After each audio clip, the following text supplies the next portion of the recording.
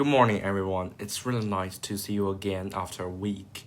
Today, my topic is if I have the chance to become Adolf Hitler, how can I gain the support of farmers? So, please, you guys, please do not be threatened by the picture.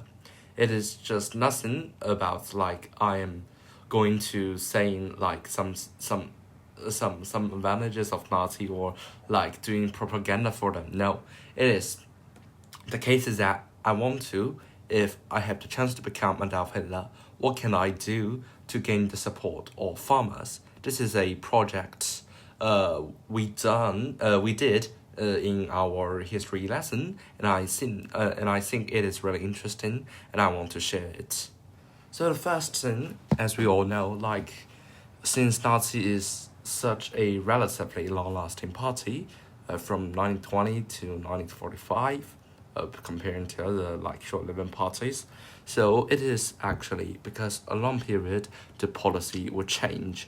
So I now divide it into 3 periods of time. The reason why I like plan to divide it into those three criteria is the Great Depression, because the Great Depression has effect deeply in every country's or every nation's economy, especially for Germany and Weimar Republic, because Weimar Republic at the time would just like join the League of Nations and trade internationally, and this is the reason why the Great Depression would largely affect Germany's economy. So first, please let me talk about what Nazi's policy is before the Great Depression in order to gain farmer support. So you may think, why that we need to gain the support of farmers as for Nazi? This is a good question. So first think of this. So if you want to get support, which is get votes, which kind of like group of people would you support? The first is workers, because they are laborers and they have the right to vote because they are all aged over 20, or mostly aged over 20. This is the main case. But just simply use your brain. In the Germany at that time, do you really think that there are workers that are not participating in a specific party? Because, Germany has the Weimar Republic has rules that it is what it is called is, free from letting workers taking into trade, making themselves becoming members of the trade union. But since trade union is a pretty complex constitution, and maybe it can connect with some parties. So actually, most of workers have their party and won't support Nazi. While farmers, if we consider, is the group of people that was being hugely ignored, because probably the farmers do not get enough seed for in the right stack, so no party focus on them. So it gives Nazi the chance to win the support of the farmer. So, pro-Great Depression. So the Weimar government charged a preceding tax revenue on the farmers from the lowest income farmer 4% to highest income farmer 60%. So 4% may be a reasonable range of charging tax, but 60% is definitely not. So this is what Nazi can do. They can provide or give a promising tax rate before they take control of Germany. Because it is all about propaganda. So if they came into power, of course, less than 60 is approachable. But if you need to be that promising, it may not be that realistic, because they need to generate as high a tax revenue as they can in order to have, higher government budgets. So, but the excuses are easy to find, especially if you consider that both Hitler and Goebbels, those two people, are really successful public speakers. So it is relatively easier for them to find for chances to say for excuses like we need to raise the tax revenue. And I do think the farmers would accept if you do give them a period of time charging low tax revenue. So the second point, we can give farmers the right and chance to speak for themselves, the Nazi, because The largest league of farmer at the time, which represent maybe in the Reichstag, has only 4 seats.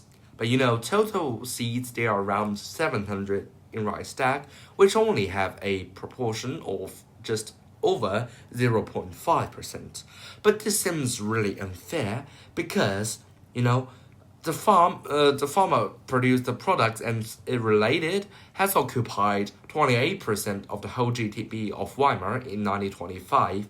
So, the occupation of the proportion of the contribution of GDP is highly not equal or to the seed gained.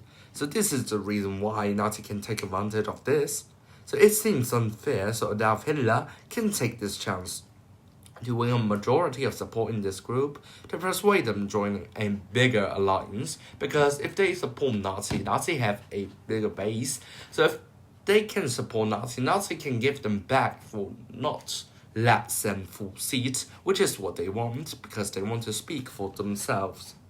So about the third point, it is, a series of policies awarding the top quality supplier or farming business can reduce the tax rate being charged, because they need to be competitive, and farmers are always willing to accept some welfare.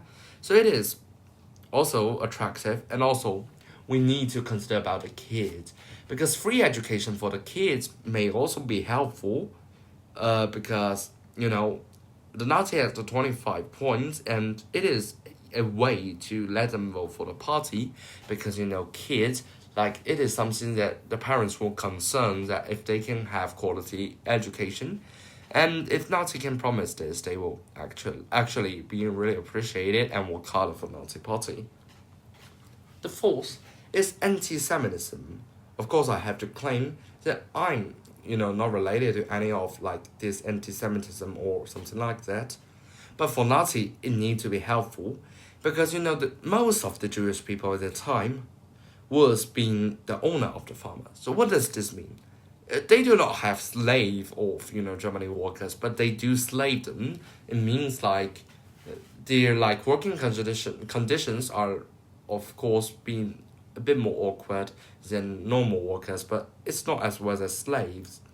So the German people has huge objections against the Jewish people, which match the Nazi party's the Nazi party's aim, which is if they control the power of Germany, of course they will give them human rights, and also no Jewish people would stay in German territory.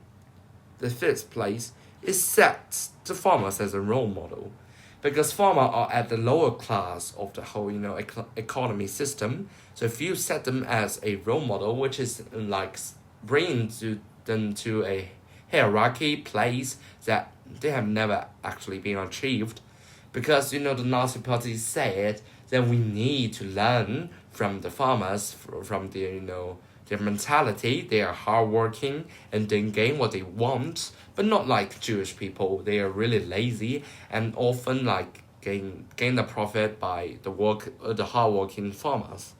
So farmers, they can't get a chance to be respected by others if they support the Nazi party, and so they will just simply do this. This is really straightforward. So this is the policies might be exerted before the Great Depression happened. And if we think for Nazi during the Great Depression, what can they do to gain farmer support?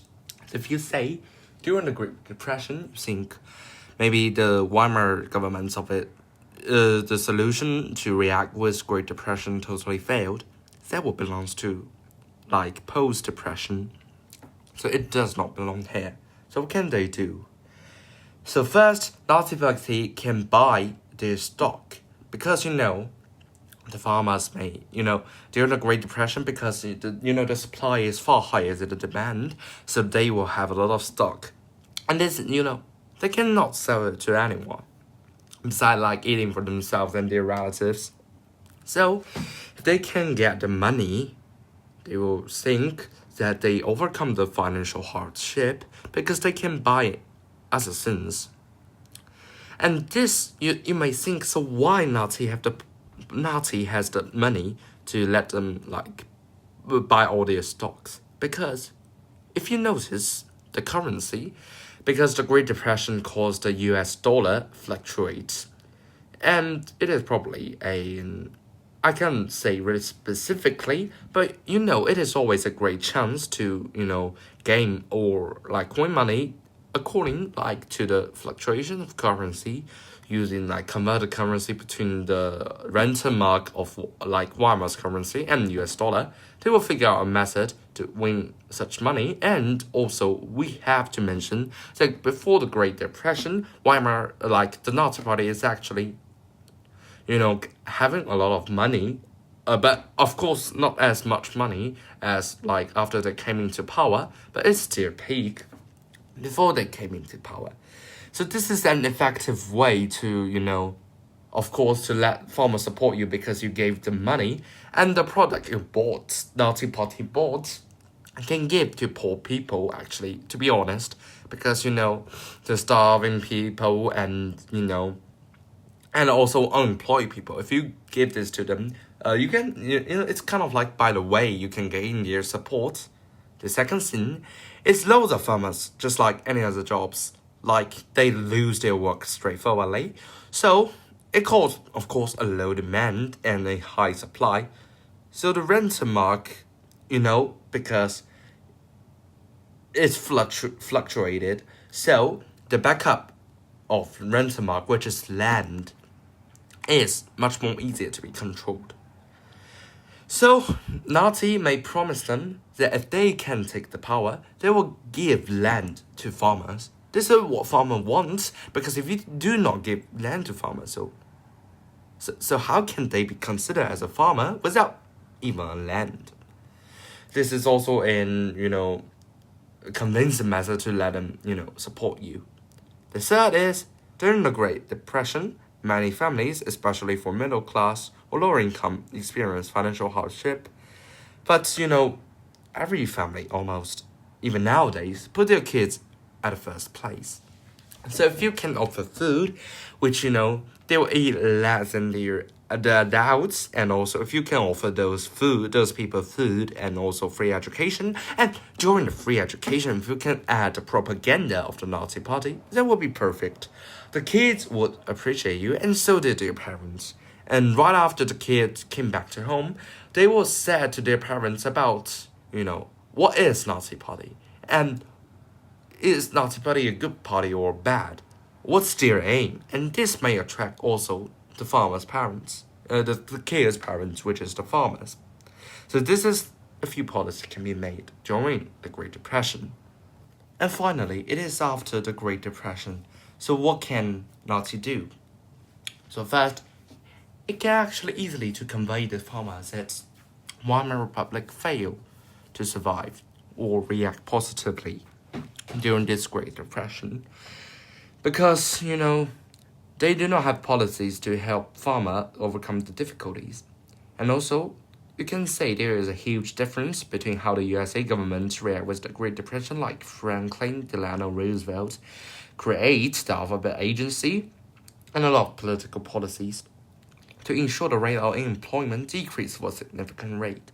But if we take a look back, really, into Weimar, what did the government do? Nothing, almost nothing, for the farmers. So the huge gap may seems to be realistic that to let farmers know they support the wrong government. It ought to be a change of government. Maybe Nazi is the party who they can believe to take them on the right track.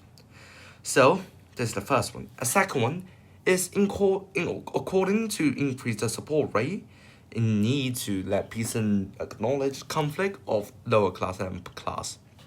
Because, just like what I have mentioned, Germany do not give policies during the Great Depression for lower class, but really many for upper class. So, the upper class almost suffer zero, and even, they will not only suffer zero, but also make money during the Great Depression because using information gap. Because, the customers aren't that straightforward to, buy the items or goods they want, they need to find, the upper class people's shop. Like, can I buy one? And, the profit is huge. So, the conflict is huge, and this is enough to make farmers annoyed. And three is setting up constructions. This way, it is effective way to recover the nation's economy system because the unemployment rate fail, and also leading by there are public goods offer which makes like people more satisfied because they are non-excludable and non-rival. And in this way, they can get a work and satisfy their need for farmers. It is a good way to gain the support. Four is following what Roosevelt do in America during the in the Great Depression. It's just like a fireside chat, and it is an upgraded version, because like they can let the leader of the farmer to communicate with one of their leaders, like in a specific period of time, like once a month, and in this way, it is firstly proved to be effective, and in this way, it will make farmers get to know what the government think and can have the right to make suggestions, which will further encourage them to support Nazi because it is governments who are willing to listen to them. So these are some main policies Nazi can make in those 3 periods of time. And thank you for listening to talk through it. And if it is possible, please subscribe to this channel, and this will motivate me to keep upgrading quality video. Thank you all. Have a nice day.